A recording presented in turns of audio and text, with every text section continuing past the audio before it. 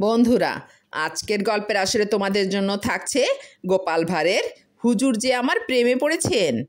গোপাল মাঝে মাঝে রসের কথা বলতে গিয়ে বেফাঁস কথা বলে ফেলতো। মহারাজ সেসব কথা কানে বিশেষ তুলতেন না, কিন্তু একবার কথা প্রসঙ্গে গোপাল একটা বেফাঁস কথা বলায় মহারাজ কৃষ্ণচন্দ্রের মনে বড্ড ঘা লাগে। রাজা চটে গিয়ে প্রহরীকে ডেকে বললেন, গোপাল ভাঁড়কে ঘাড় ধাক্কা দিয়ে বেত মারতে মারতে রাজসভা থেকে বের করে দাও এক্ষুনি। অমন লোক আমার রাজ্যে না থাকলেও চলবে। ভাঁড়ের মতো না থেকে যেন মাথায় চড়েছে, বড় বাড়াবাড়ি করছে আজকাল ভাঁড় মশাই। গোপাল মহারাজ কৃষ্ণচন্দ্রের এ কথা শুনে গলায় গামছা দিয়ে কাঁদো কাঁদো হয়ে বলল, কথা প্রসঙ্গে একটা বেফাঁস কথা মুখ ফসকে হঠাৎ বেরিয়ে গেছে, আমাকে ক্ষমা করুন।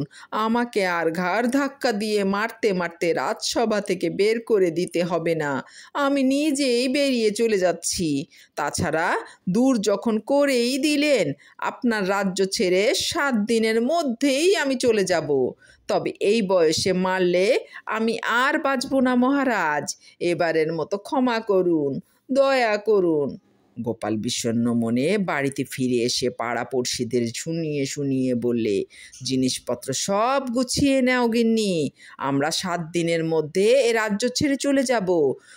জমি বাড়ির আসবাবপত্রের খদ্দের ঠিক করতে চললুম আমি, তুমি তো সব গুছিয়ে টুছিয়ে নাও, দেরি করলে মহারাজ রাগ করবেন, আমাদের চলে যেতে হুকুম হয়েছে।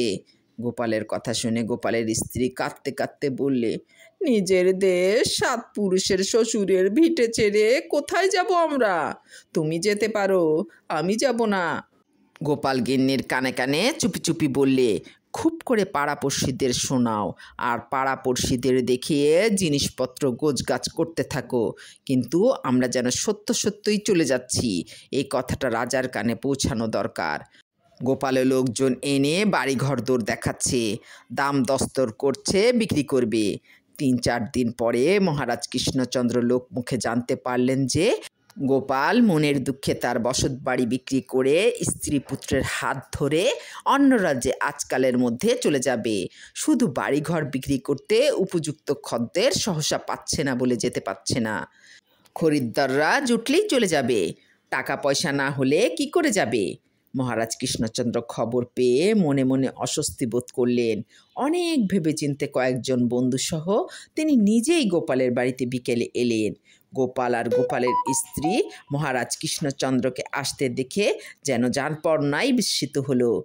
দুজনেই মহারাজকে প্রণাম করলেন। রাজা গোপালকে বললেন, গোপাল, তুমি নাকি এ রাজ্য ছেড়ে চলে যাচ্ছ?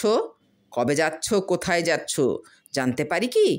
গোপাল উদাস মুখে বললে, ঠিকই শুনেছেন মহারাজ, আপনি আমার অন্নদাতা প্রভু, আপনি যখন আমার প্রতি বিরূপ, তখন আমার এ রাজ্যে থেকে কি লাভ কি?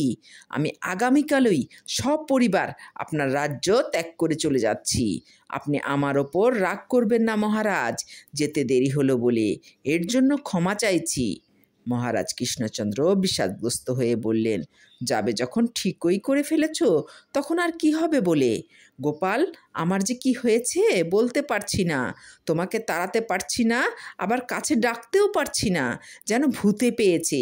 রাজা কৃষ্ণচন্দ্রের কথা শুনে গোপাল মুচকি হেসে বললে, প্রেমে পড়লে এমন অবস্থা হয় হুজুর, আপনি যে আমার প্রেমে পড়েছেন, যারা প্রেমে পড়ে তাদের সবারই এই অবস্থা হয় মহারাজ। গোপালের কথা শুনে রাজা ও রাজার অন্তরঙ্গ সঙ্গীরাও হো হো করে হেসে উঠলেন। বলা বাহুল্য, রাজা কৃষ্ণচন্দ্রের আদেশে গোপালের আর রাজ্য ত্যাগ করা সম্ভব হলো না, কারণ মহারাজ গোপালকে সত্যিই ভালোবাসার মতো ভালোবাসতেন। বন্ধুরা, আমাকেও ভালোবাসলে প্লিজ সাবস্ক্রাইব করবেন, আর নোটিফিকেশন পেতে বেল আইকনটি বাজিয়ে পাশে থাকবেন। Please subscribe.